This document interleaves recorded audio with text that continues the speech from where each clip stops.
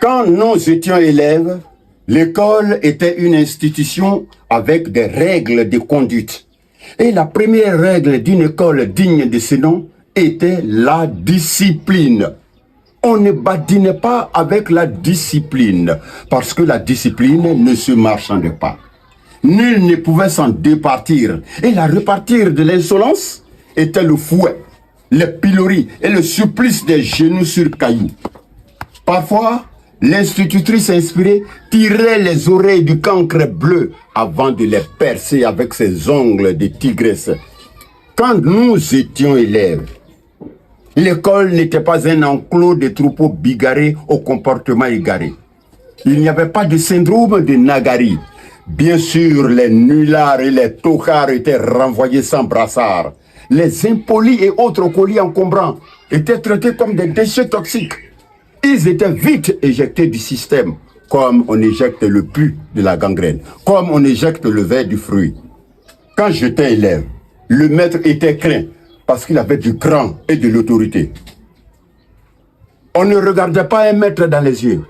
On ne ripostait pas au coup du maître, aussi cruel fut-il, parce que l'apprentissage passait par la douleur, et la douleur ne faisait pas mal aux droits de l'homme. Elle était la sanction de l'échec. Quand nous étions élèves, nous lavions à tour de rôle les toilettes nauséabondes. Nous balayions la cour de l'école à tour de rôle. Nous plantions et arrosions les arbres. Nous montions le drapeau à tour de rôle et chacun était pressé de se mettre au pied du grand mât pour entonner l'hymne national. Ah, le drapeau, symbole de la patrie, était plus qu'un morceau de tissu multicolore. Il était la raison d'être de tous et de chacun. Parce qu'on pouvait perdre sa peau, on pouvait laisser sa peau pour ce drapeau. Le drapeau pouvait immobiliser un passant aussi pressé fut-il. Même les morts intimaient à leur cortège de faire allégeance au drapeau avant de poursuivre leur ultime voyage. C'était un héritage. C'était une tradition. C'était une contrainte acceptée et partagée.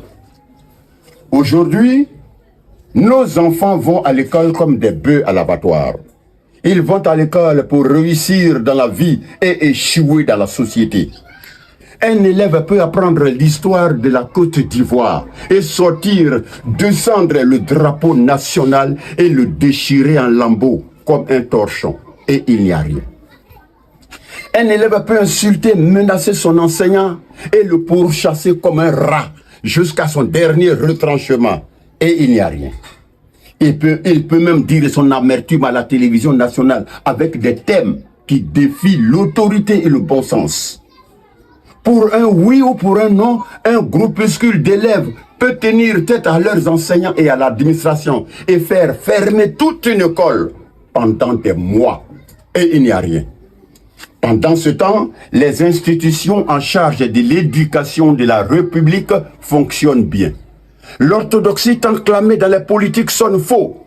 La rigueur des premiers acteurs ne vaut même pas la raideur d'inflexibles. Dans les discours, on joue à l'autruche. On maquille la plaie. Pourtant, ça pue. L'école publique est devenue un marché de bétail. On n'y forme plus des hommes de demain. On cultive les pourritures du futur.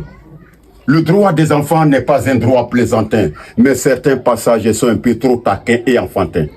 Ce baratin qui déifie nos diablotés sur l'autel de la bêtise est devenu la hantise du monde civilisé.